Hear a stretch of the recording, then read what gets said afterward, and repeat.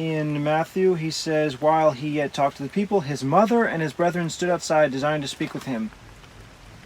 Mark continues after verse 30, there came then his brethren and his mother, and standing outside, sent to him, calling. Okay, so it's the same part of the story in Matthew and Mark, so I can actually pick up where I left off. Oh, I messed up. After the parable of the sower, Luke records that's when his mother and brethren come to speak with him.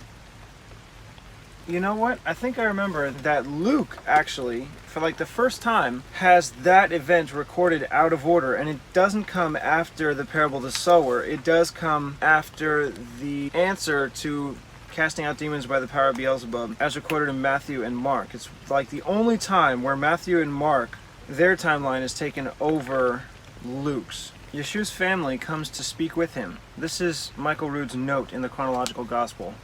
Event 82, week 26, page 117. Matthew and Mark carry the details of Yeshua's teachings during this period. Luke interjects this event into the narrative after the parables recorded in Luke 8, 4 through 18. But the family intervention incident belongs here in the chronology. This is a rare case where Luke diverges from the chronological order of events so that he does not disrupt the continuity of Yeshua's teachings. I wonder if there are any other clues in the gospel accounts that would lead us to believe, yes, it did happen before and not after the parable of the sower. So after the parable of the sower in Luke 8, it ends in verse 18, it just goes on in 19, then came to him his mother and his brethren, and could not come to him for the press. So I can't see any clues in there as to when this might be. The account in Matthew has, at the end of his response to the sign of the prophet Jonah, it says, even so shall it be also to this wicked generation. The next verse, while he yet talked to the people, behold, his mother and his brethren stood outside, desiring to speak with him. So while he's talking, that could be while he's talking about this sign of the prophet Jonah, or it could be while he talked about the parable. It's not very clear. After his response goes on in verse 1 of chapter 13, the same day went Jesus out of the house and sat by the seaside. Oh good, so it's clear they're still at the house. I remember I started with, they went into a house. So good. Same setting, in the house. He spoke many things to them in parables, saying, behold, a sower. Then the disciples ask him for an explanation. He explains. Another parable he put forth, the grain of a mustard seed. Another parable he spoke, the kingdom of heaven is like leaven. He sent the multitudes away and went back into the house. They're still at the house. Okay. I wonder whose house this is. Oh, maybe I'll find out later. Declares the parable of the tares in the field. Oh wait, this is the explanation. What? What did he explain the first time? So this is verse 18 of chapter 13. He's explaining the parable of the sower. Oh, okay, he does go into another parable. While he slept, his enemy came and sowed tares among the wheat. So then he explains that one to his disciples. When Jesus had finished these parables, he departed from there, and when he was come into his own country, he taught them in their synagogues, insomuch that they were astonished. They say, isn't this the carpenter's son? His mother is Mary, his brethren James and Joseph, and Simon and Judas, 4 brothers. And his sisters, are they not with us? A prophet is not without honor, save in his own country, in his own house. Okay, so I still am not seeing any clues as to when his family came to meet him. So now in Mark, verse 30, because they said he has an unclean spirit, there came then his brethren and his mother, standing outside. So it's just then. The multitude sat about him. This is the multitude at the house. But the multitude doesn't leave until after the extra parables that he gives. The parables of the sower, the parables of the wheat and the tares. I think he also explains the parable of the sower. Then Jesus sent the multitude away into the house. And his disciples came to him saying, declare us the parable of the tares in the field. So he explains one parable to the disciples, gives another parable to the group, sends them away, and then explains that second parable to the disciples after they all leave. But that could still happen, of his family being there after he gives the parable of the sower. He explains it to his disciples. gives the next parable of the wheat and the tares. Then just before he sends them away could be the message that his family are there desiring to speak with him. He says, "These are my family." Then he sends them away and explains it. But that wouldn't really work. He says, "These are my family, now leave." No, don't think so. Ooh, I know. Maybe he gives the parable of the sower, explains the parable of the sower, and then just before he gives the parable of the wheat and the tares, that's when his family is there, saying they desire to speak with you. And then he says, "Behold my brother, my mother, my sisters." Then he gives the parable of the wheat and tares. That might mean that his parable of the wheat and tares is in direct response to his family coming there to question him.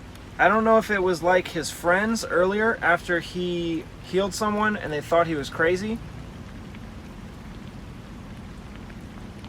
It doesn't quite say that. It just says his family was there desiring to speak with him. So it could be seen as a positive thing. I think I've heard someone explain this was a negative thing, because his response was, "Those who do the will of my Father, they're my family." And that could be seen as contrary to what his family is doing. Oh, but see, that would put both the accounts of Matthew and Mark out of order, and the Gospel of Luke in order. I don't think anything in Mark has been out of order yet. Matthew's been clearly out of order, but this would put Mark against Luke.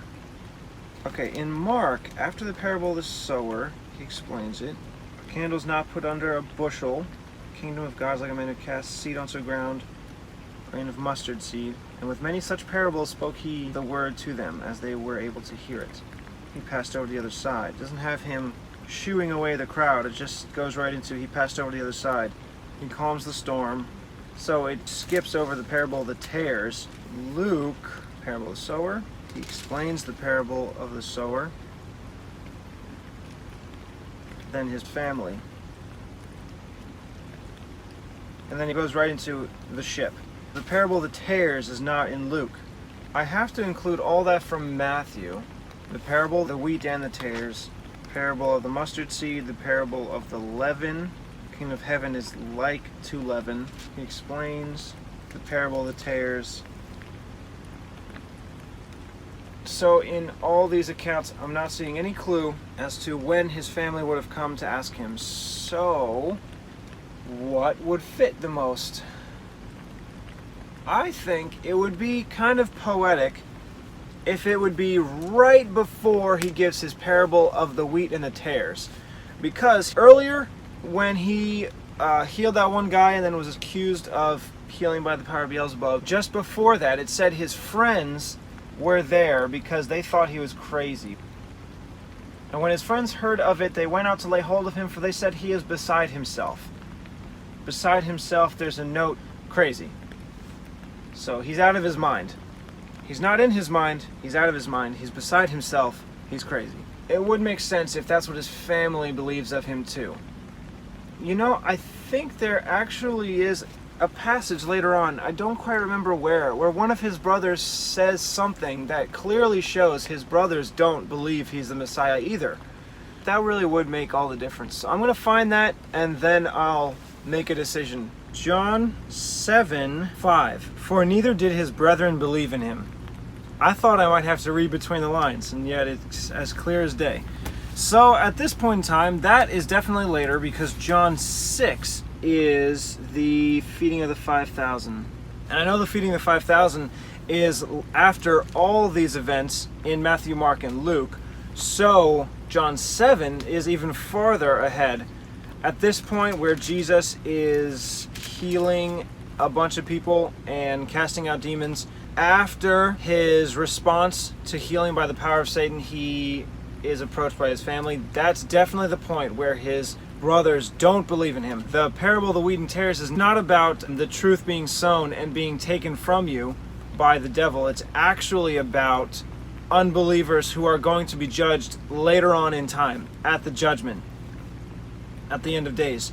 it would actually make sense for his family to come to him unbelieving to be before the parable of the sower, because the parable of the sower is about the truth is being taken by Satan and they lose the truth. Mark 4:15. The sower sows the word, and these are they by the wayside, where the word is sown. But when they have heard, Satan comes immediately and takes away the word that was sown in their hearts.